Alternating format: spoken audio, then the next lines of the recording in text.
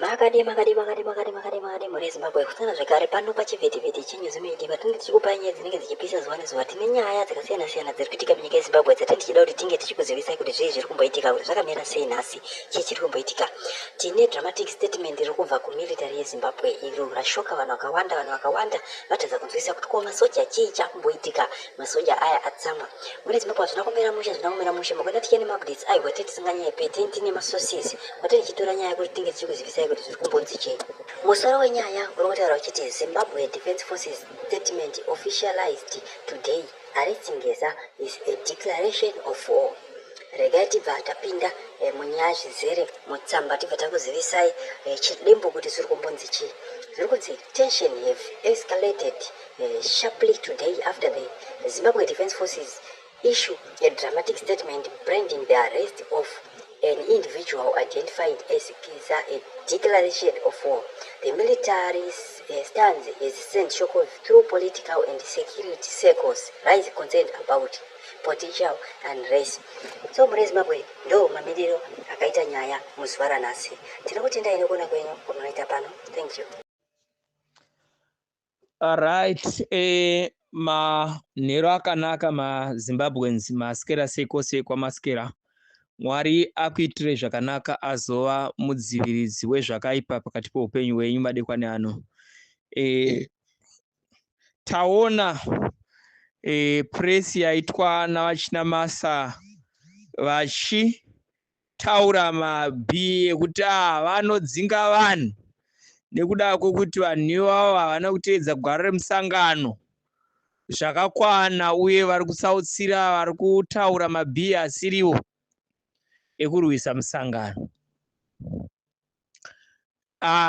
Izvozvo zvinonyadzisa zvikuru ende zvinoisa bato pachinzvimbo chekuti viende paspotlight nesituation isiriyo nekuonekwa sekunge terrorist organization isingape mukana war veterans akarwira rusununguko rwevanhu kuti vave ivo vachitaurawo maonero avo maringe nesituation iripo.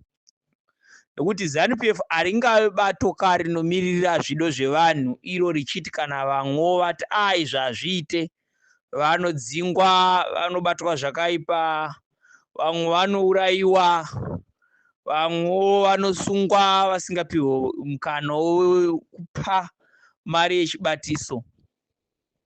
Mucherechedzo wokuti bato riri mumaoko evanhu vasirivo ende zvinoburitsa pachena kuti Mnangagwa apererwa haasisina mamwe mazano nekuti matactics ese ari kushandisa hapana chisina kubvira chaitwa.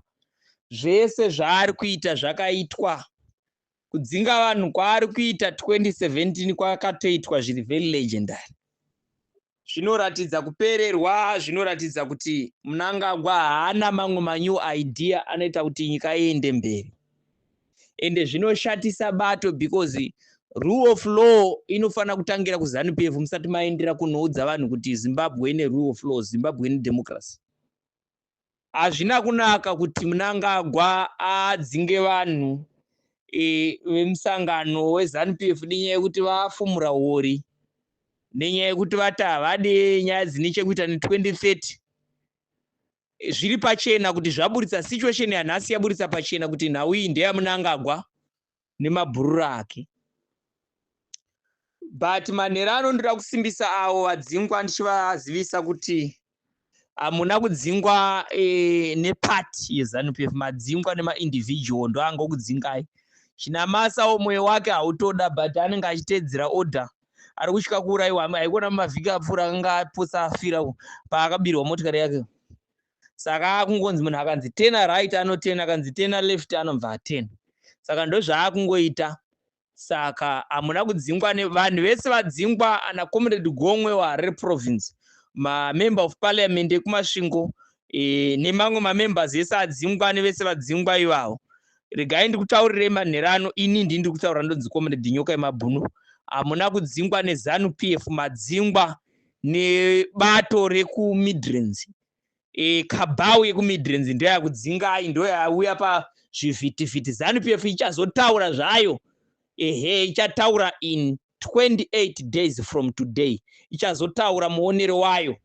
Hamuna kudzingwa muchiri musangano weZANU-PF, hapana anokumisa kupfeka ma-t-shirt emusangano, rambai muchipfeka ma-t-shirt emusangano. Nekuti hamuna kudzingwa nebato, madzingwa nefaction yekuMidrand inotungamirirwa naMnangagwa naMudha ndiyo yakudzingai. Saka therefore Mnangagwa ari kuprotecta ma-interest ezvido zvaanoda iye. That's the reason why vana vake vari kugreba ma-institution government. Takazvitaura kudhara takati ini makandiona ndichitaura pana zvire kuti ndinovenga Mnangagwa, handivenge Mnangagwa, asi inyaya yekutoti Mnangagwa personally ari kushandisa vana vake vari kubira nyika. Zvinoitwa naMuseveni ndizvo zvaari kuda kuti aite muZimbabwe. Saka hatingatongwe nedictator rakafanana naMnangagwa richifunga kuti rirema one stereki kuti zvaanoda ndizvo zvaanoita. Paibe pandai kutokutaurirai kuti Mnangagwa yatova security threat munyika yeZimbabwe. Andimazvona. Kana tikarega kubvisa Mnangagwa munhu uyu, by December this year nyika inenge yatova private company. Andimazvona. Haatomboda kana kuti mumwe munhu aone business kunze kwevana vake. Andimazvona ka? Ezvizvi ndakakutaurira chamani ngozo nichisa audio, vamwe vakatota anopenga nyoka yemabhuna anotaura zvinhu zvisiko. Andimazvona ka? Now ndichitaura munoti ndinovenga ED, handina chandinomuvengera, ndinomuvengerei? Now mvura yese yave yaDerrick Ngwaya naCollins. Mvura yemaHarare izvozvo yave yaDerrick Ngwaya naCollins. Refuse collection yave yaDerrick Ngwaya naCollins. Security ndivo, security yakanzuri chayo ndiyo. Ani vanhu vari kutora almost 3/4 of revenue inotorwa city of council Harare. Now vada kuita make sure to vacontrol and vachiba mari. So wanzwa mumwe munhu achiita nyoka yemabhuna anovenga Mnangagwa anodai. Idine vana vake vanoda kukwana pese vanotoda kukwana. Havatomboda kana mumwe anoda kupindira ipapo. Saka regai tikutaurirei zvedu, tikupei chimwe chokwadi chemahara. Hapana chinhu chiri kuzomboenderera mberi naMnangagwa. Mnangagwa is a dictator and he is a criminal himself. Zvokunzi akatenderedzwa nembavha Gushungo ndovanga vakatenderedzwa nembavha, but uyu he is a criminal himself. Himself he is a criminal. Indai mutaurire kudaro. Ende nevari padhuze pake mabodyguard ari kunzwa mutaurire kuti you are a criminal and tiri kudzinga. Vana vese vanga vachiteretenwa upenyu hwavo chinzi madzingwa muri kudzoka in 28 days. I'm here to declare right this minute. Taura ndini nyoka yemabhunu kutaura panapa. Animanzwa. Ende matsotsa ake maminista ake anodhira neshuni yake. That's why muri kuona kana Chivhayo T-boy wake achitenga jeti. Iye ane mari yakaita sei? Majeti mangani munoziva here kuti jeti yaimzi iri kuhaiwa, iri kubva kuAbu Dhabi wati iri kuhaiwa. Munoziva kuti jeti yake Mnangagwa yaibhadhara mamiliyoni ichinzi yahaiwa ijeti yake. Sanyepero matsotsa. Kanzuru yakapiwa mari, kanzuru yakare yekunhingi yakapiwa mari ichinzi toda kuti tipe Chiangwa 526 hectares of land. Yakapiwa mari, vakadedzwa ikoko na Minister Garwe anga ari involved panhau idzodzo. Andimazvona. Vanhu vakanga vari involved ipapo ndinhingi Clean Kazibi ndiye mumwe anga ari involved ipapo. The estate manager anga ari involved ipapo. ZANU-PF councillor Stanley Banda, housing chairman, anga ari ipapo. Komva kwaita Triple C councillor anonzi Mhara, finance chairman, anga ari ipapo. After all those councillors, management were invited ku office kwa Chiangwa uko. Vakanosimbisa deal. Land iyo yakanga yatorwa naChiangwa in 2001. Ndobva koti yazviramba akati aiwa uyu munhu ikwawo iland baron uyu haana mapepa siyana inazvo. Andimazvona. Ndobva azodzoka ndokuuya kuzobhadhara mari zvakare. Land yakunzi yakuita sei? yakutorwa zvakare. Saka zvinhu zvinosuwisa ende tinoona kuti nyika yedu haina kwairi kuenda. Andimazvona. Ndiyo kana kuri kuti yaifana kutengeswa, inofana kutengeswa zvakachena poitwa bidding according to Urban Council Act section 152 ndio inofana kushanda ipapo, then zvinhu zvoitwa nenzira yakanaka. Kana pane vanhu vanotoda kutenga zvinhu zviri pachena. Saka Garwe iwewe uri kuita zvinhu zvimapwapwa ako uchifurirana nevanhu uchibira nyika uchiita zvaunenge uchiita vanhu vachikuomberera uchinzi une ma1 stake. Don't worry, your days are coming ende uchazonatsonzwisisa kuti no nyika haitorwe. Kana kune vamwe dzimwe mbwende dzinosikira dzitaura Mnangagwa dzichimuti aiwe une ma1 stake, Mnangagwa haana kana ma1 ana waya. Nyeperanai stake muchinyeperana zvamunotaurirana muchitaura zvisina basa zvemapwapwa.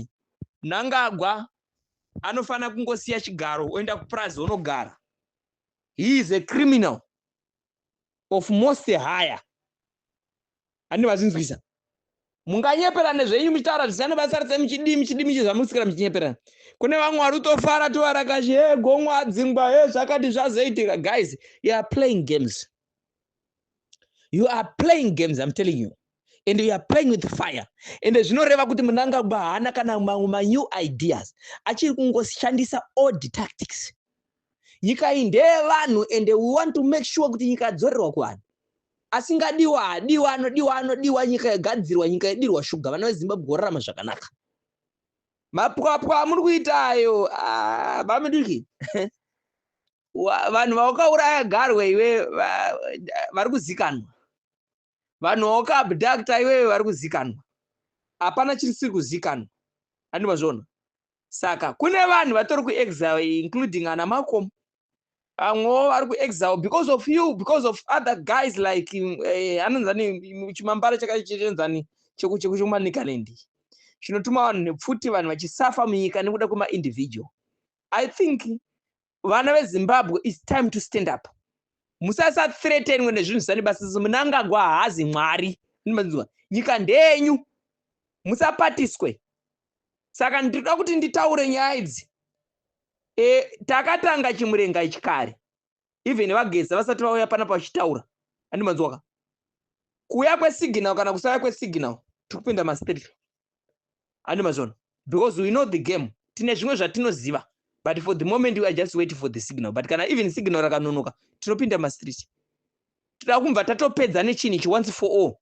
Tonatsoona kuti aiwa tapedza nechini. Because we are tinoziva pamusoro pechini. Akapa date re31 Tisu. Kwete tiri kuti ndiri kuti chinhu ndechangu ini nyoka yemabhunu. Chinhu ndechevanhu ndechenyu. But ukaona munhu apa date anenge ane pegi remaperere zvinhu. Animanzwa. Mapurisa ari kushandiswa siyana ine zvamuri kuita. Nyika ndeyevanhu.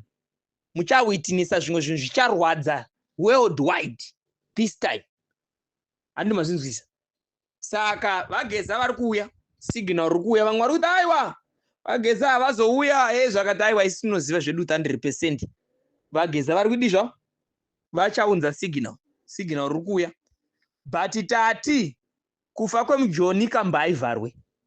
Ndanzwa vamwe vachinditi naimi saka muri kuti kana vageza nhasi vakapfurwa ivavo kora kuti revolution yatofa ayewa zvinoti kana nhasi vageza kana vakasangana nezvavawana kana nhasi vanzi varwara vafa zvinoda kuti doing. Andimazwa. We know we are game in town. We know what we are doing. Saka musambodzorerwa kumashure neyeho dzokunzi hanzi china masa azouya haatodouye akutongoshaushishikanawo kuti ako imbwa idzi dziri kudikwa. Hazvire kuti even kana geza akasataura revolution iri kudzokera kumashure. Ndati ndite clear ipapo. Because ndiri kunetswa nevanhu Winbox vachiti nyoka saka uri kuti geza kana kuti nhasi anzi asangane zvaasangana zvokuda kuti 31 March haisisiku ayewa. Nawo haisi yageza. Geza pachaka akataura wani wageza wakataura wani pachena wakati aiwa nawo iyi haisi yangu. Ndenyu imi vana veZimbabwe. Saka why imi muchida kuitwa fune nevamwe varume vakuru vanoda kukubatai kumeso. Musateerere mavara akashava. Vanenge vachitaura kuti takashandiswa. Zvekushandiswa 2017 is nothing to do nenyaya dziri kuitika idzi. Andimazwa. We are preventing our country, we are protecting our constitution against Mnangagwa and his cabal. Nenyaya dzekuda kuita live president. Mnangagwa ada kuita live president.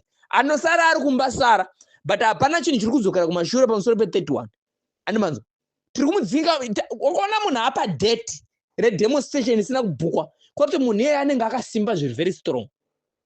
No amount of threats, no amount of police zviri kuzomisa demonstration iyi manzwa. Kana ndadeclare ini pano nyoka yemabhunu kuti pindai masiti, munhu wese dakuona kuti munhu wese apinda masiti. Takurai nemapoto nemapoto nembudzi zvese nezvikochikari pindai imomo. We want to deal with this issue once for all.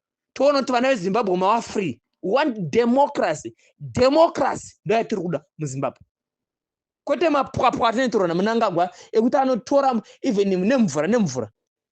And look, vanhu mucharwadziswa zviri very legendary naMnangagwa. Mvura iyi zvayakubhadhariswa nemwana waMnangagwa ichadhuriswa to the last. Ani mazvona isingabude futi ichidhuriswa. Ngaende uyu